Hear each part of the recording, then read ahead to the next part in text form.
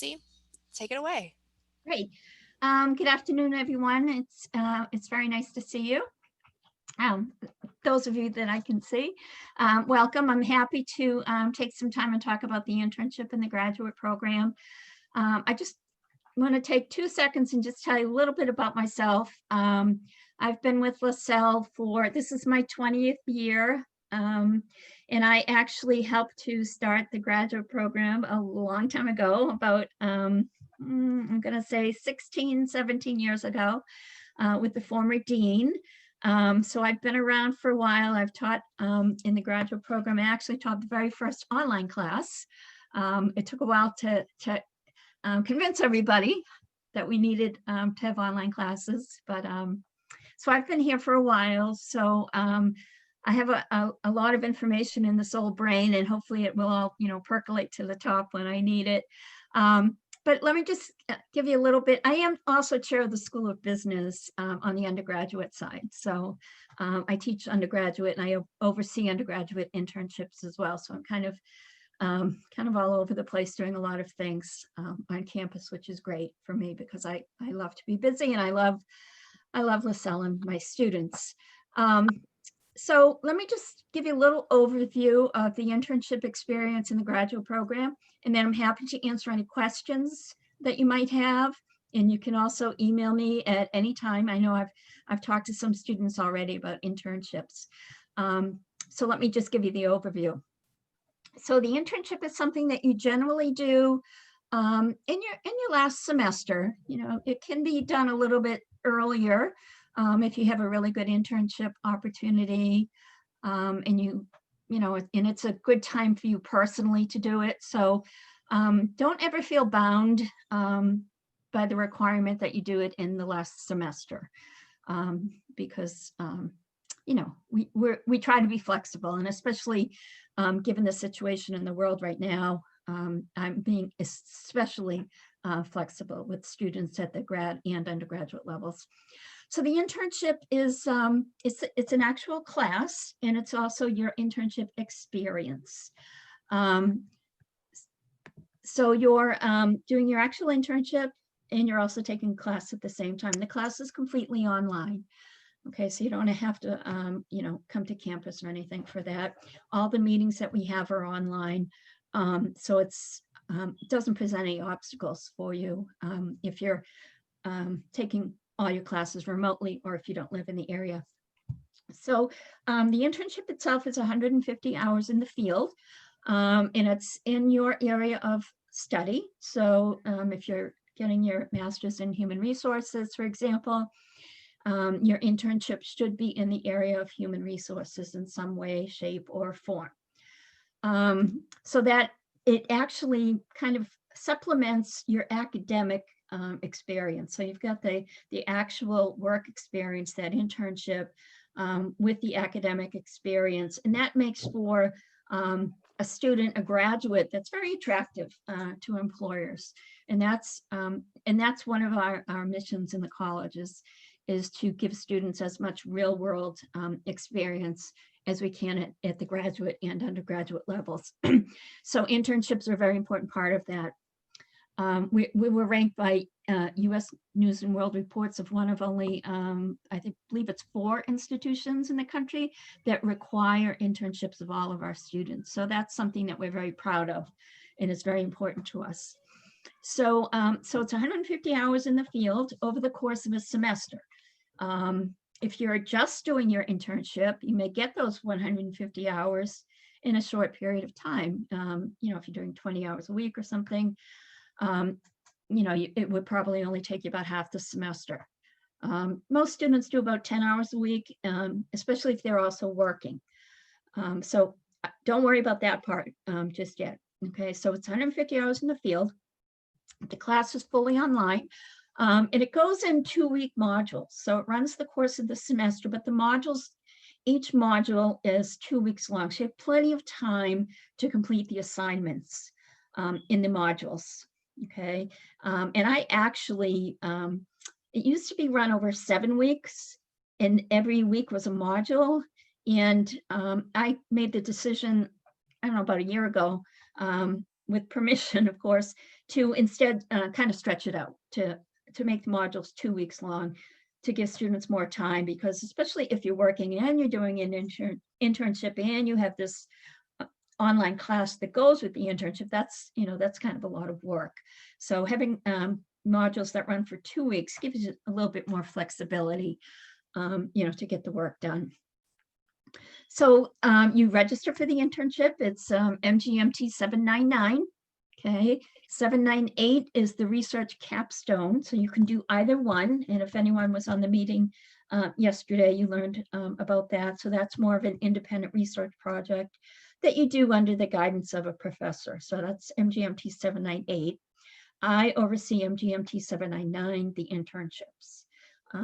So again, that's where you're doing work in the field, and you're also taking an online class that's associated with the internship. So everything you do in the class is directly related to the internship.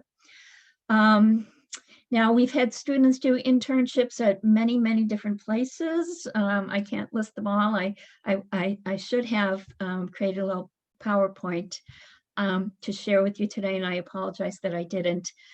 It's undergraduate advising week, so my undergraduate students are, needing a little bit of extra TLC this week.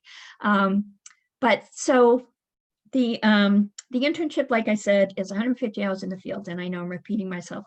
But what I do want to mention is that I do get emails every semester, and I think I've already gotten 1 or 2, where students are asking if they can do their internship at their current place of work or your current place of employment. And so if that's the case for you, or you think that might be the case for you, please, please, please email me, okay? Because you might get, someone might say, you might be talking to a fellow student or something, and someone says, oh, you can't do that. But, no, I try not to have no in my vocabulary. So we have had students do their internships at their place of employment. The thing that we're looking for, if you would like to do that, however, is something, again, that's in your field, okay, the area that you're studying, and that might be a little bit different from what you do every day when you go into the workplace.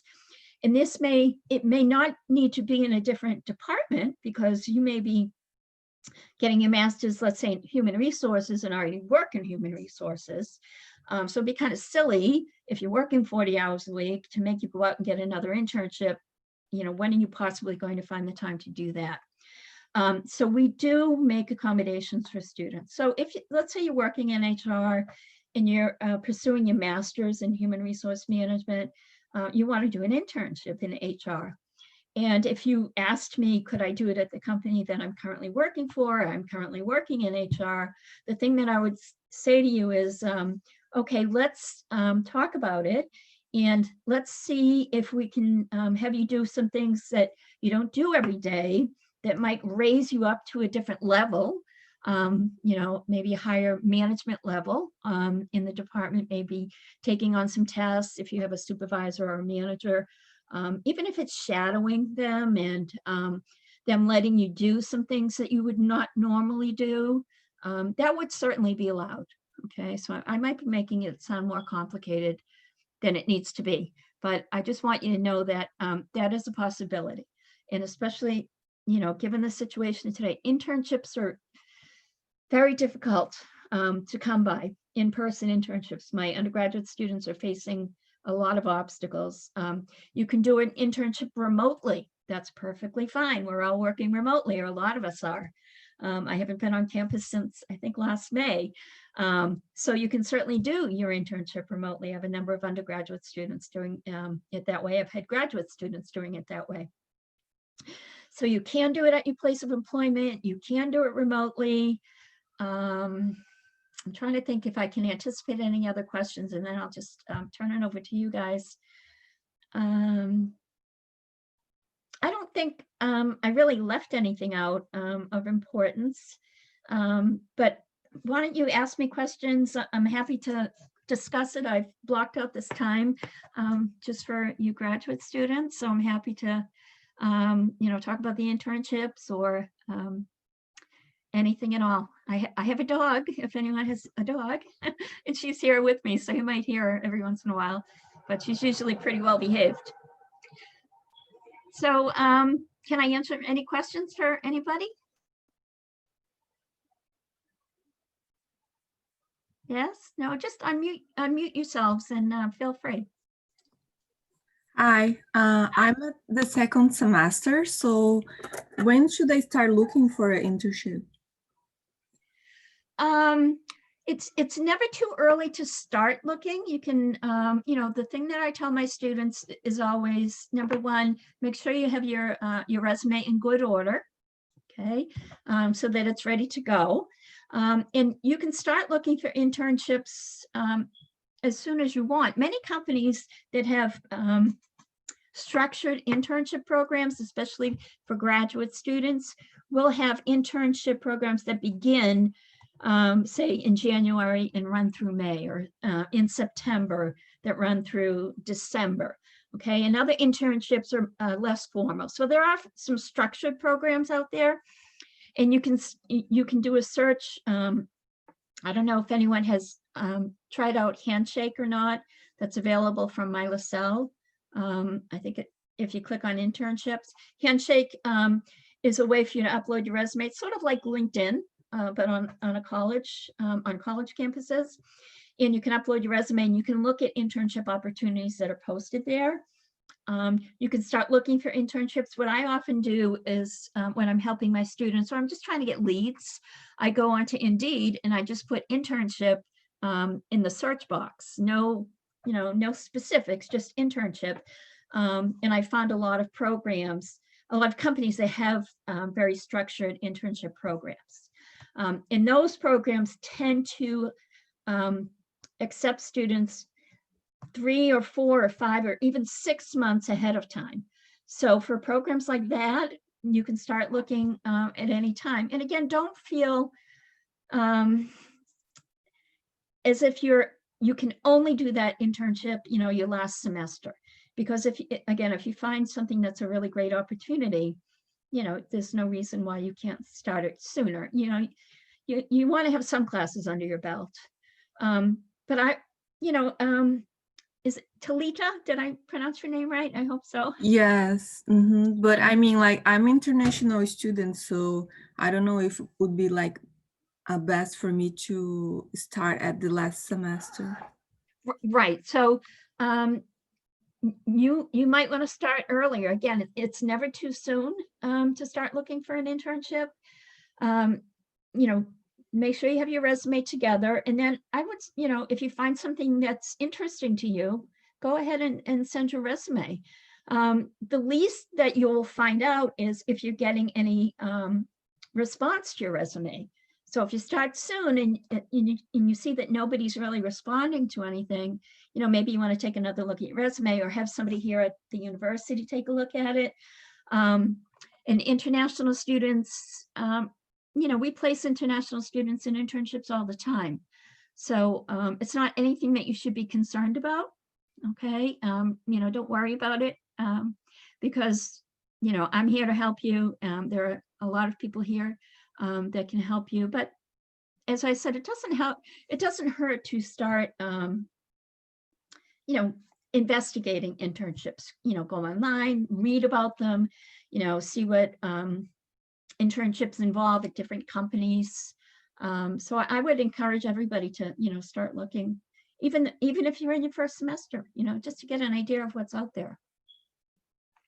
But I need to apply for OPT now, or OPT is after I graduate.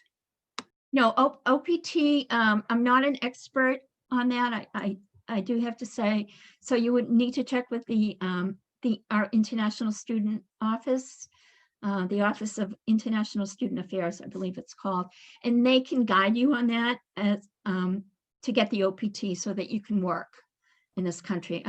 I apologize, I'm not an expert on that. Okay, so the internship is not the same thing. No. Okay. No, the internship is part of your education.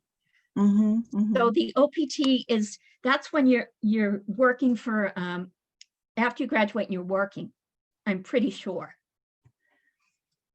So it doesn't, so because you're a student, you're eligible to do the internship. You don't need to worry about that. Hi, Nancy's right. If you don't mind, I'm going to interrupt and just say that. So while you are taking classes for your internship, it's actually called CPT, Curricular Practical Training, and you will get that through Maria Atkins. I just put her email address in the chat, and you've got a little bit of time, but she'll help you set that up for that when you receive your internship offer. But then when you graduate, you receive OPT, or Occupational Practical Training, and that's the part that allows you to work a full-time job in the country after you've graduated. So hopefully that helps clear it up a little bit. But yeah, Nancy said everything correctly too. Oh, great. Thanks. I know I'm not an expert on everything. So thank you. I appreciate that. Oh, thank you. I got it. Okay, you're welcome. I do see a question in the chat here from Rachel. And no, you're not, I didn't really address this in detail. Rachel is asking about the Capstone selection process, if you'll be assigned a mentor. So that's if you choose to do the Capstone research project, which is, again, MGMT798. So when you get towards the completion of your degree, or even now, again, it's a good idea to think about it. Think about which option you want to do. The Capstone research project allows you to do a research project, a meaningful research project, under the tutelage of a faculty member, a mentor. And if I'm not incorrect about saying this, you get to choose your faculty mentor. So I encourage students to think about faculty members that they've had for classes in the past that they might have worked really well with, or they thought were very interesting. So the mentor for the research component, if you choose to do that option, is your choice. So you would reach out to a faculty member ahead of time, and I hope nothing has changed. I haven't done this the 798 part in a while, but you develop the research project with the faculty mentor. And then over the course of the semester, you conduct the research, you do the research report. So you're working one-on-one with a faculty member. And that faculty member is someone that you choose. It's not someone that's specifically assigned to you. We can certainly help you find a faculty member if you're having difficulty. Rachel, does that answer your question? Yes. Okay, good. Okay, good. Again, so, just keep in mind that as you're going down this road in the graduate program, when you start to see the light at the end of the tunnel, start thinking about, do I want an internship where I'm working someplace, doing something that relates to my master's degree, or would I prefer to do some kind of a research project with a faculty member one-on-one? So you have those options, okay? You can make that decision. You don't need to do both. You just do one, okay? I'm just looking at the chat. And one thing about the Capstone research project, and again, since I'm also chair of the business program on the undergraduate level, so I don't really do many research projects anymore. I used to do a lot of them, but now since I oversee the internships on the grad level, that's pretty much all I really do now and teach in the graduate program.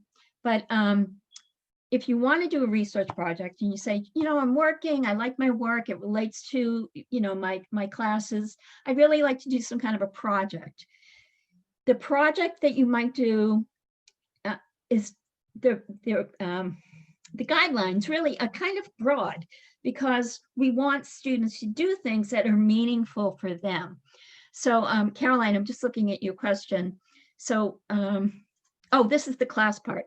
So I'll address that in 1 second. So if you're doing the Capstone research project, it can be a very straight research project, nuts and bolts research using statistics and things like that. It can be on the opposite end of the spectrum, where you might be developing some new program for the company that you work for. We've had students in HR actually write manuals, employee manuals for companies that didn't have one, and develop employee guidelines and things as part of their Capstone project. So let me get back to the internship, and I'm sorry if I'm jumping around. I don't mean to confuse anybody. So in the online part of the internship, which is again is MGMT799, the type of work that you can expect is that, again, the modules run for 2 weeks. Okay, you're doing different things. For example, there are discussion question assignments, just like the online classes that you're taking now. There isn't a discussion question for every module because we do different things in the internship. Excuse me. You develop a career plan, what you want to do now and what you want to do, say, 5 years from now, because as we all know, we're all going to have different careers over the course of our lifetimes. Probably not me so much anymore. Hopefully I end my career here at LaSalle. But when I was younger, I did work in different industries and do different things. So in today's world, people have different careers over the course of their lifetime. So you do develop a career plan, and you can say, well, this is what I'm doing now, but in 5 years, I want to be doing this. So it's a little bit of visioning, which I'm a big fan of, looking towards the future and thinking about what my life can be like at some point in the future. This visioning has worked really well for me. So it may sound like some people don't believe in it, but I think it's great. The more you can imagine yourself in the future, the more chance you'll have of getting to that, to be that person. So we do something like, we do a career plan. We do personal branding, where it's a very reflective, insightful type of exercise where you're thinking about your strengths and your weaknesses, and you're trying to build a brand of yourself so that when you do go for a new position, say, you can market yourself in a way that lifts you above other people that are applying for that same position. Because chances are everyone who applies for a job opening, pretty much has the same academic background, right? If you have to have 5 years of experience, everyone's going to have 5 years of experience. But by creating a personal brand, you can talk about why you're special, why you're different, what makes you better than all of those other people that are applying for the same job. So that's what we do. That's one of the big assignments that we do in the online class. So we do personal branding, we do visioning, career planning. You build a resume in the very early part of the course. There are discussion questions related to doing, I'm sorry, I can't talk, research on various different careers. So the online part is really to kind of help propel you forward. That's really what it's focused on. It's not just a class that you're taking, that complements your internship experience. It's a class that hopefully will have you thinking about how my education, how my internship can play a role in what I want to be in the future. So it's not, it's not just some old class. I think it has a lot of value for students as they're getting ready to move on to something else. And education, in my opinion, is the thing that helps propel us to bigger and better things in life. I was a single working mother. I went to school at night to get my bachelor's degree. I didn't even have my bachelor's degree. I got my MBA, I got my PhD, and now I'm a college professor. So if it wasn't for education, I wouldn't be having the dream job that I've had for the past 20 years. So I think that's why, we're all here, is because we realize that education can help to give us the life that we really want and give us some happiness in our career. There's no real final project, Sheila, in the internship. There are just those assignments every module. So once we finish a module, you're done with it, and then we start on another module. Incorporated into the class is also, you get evaluations from your supervisor, some midterm evaluation, a final evaluation are also incorporated into the online part of the internship, and they come along at the midterm evaluation comes along about halfway through the semester. There's a final evaluation and a final assignment, and if anybody, I can send you the syllabus if you want to look at it. I can give you my email here. Just give me a second, because I'm going to type this in. If you want to see the syllabus, feel free to email me. If you have any questions, feel free to email me. I'm on email all the time. I'm pretty fast at replying. So, I'm happy to answer any questions that you might have, whether today or, if you think of something next week or next month or next year, feel free to email me. I know you guys don't know me, but, LaSalle is, like I said, it's very important to me, and it's really kind of my home for the past 20 years. And it's the place I've been the happiest in my career. And so my life is dedicated to my students. And I mean that very sincerely. Probably sounds a little silly, but I mean that very sincerely. So, boy, see, I can really talk, which is why I teach, I guess. So I just looked at the time, it's 1:26. So I hope I've given you some information and helped you to start thinking about it a little bit more clearly. And again, please do feel free to, well, I don't know if I'm fabulous. No, I think I'm pretty good, maybe not fabulous, but I've been here a long time. And that's why, like I said, I have a lot of knowledge in this old brain of mine. And some days it percolates to the top a little bit better. So again, feel free to reach out to me at any time. I'm happy to help you, with a career, with the intern, anything. I'm very happy to help. Well, I just want to say thank you, Nancy, Dr. Waldron, so much for making the time to do this for everyone. And I know she shared her email address with you, and then also everybody, you can reach out to your academic advisor if you have any questions. So good luck in your search, and let us know if you have anything else that we can help you with. Okay, great. Thank you. All right. Thank you. And we'll share the recording with everybody. Okay, great. Thanks. And again, feel free to reach out. Great. Thank you. Thank you. Bye-bye, everyone. Have a great day.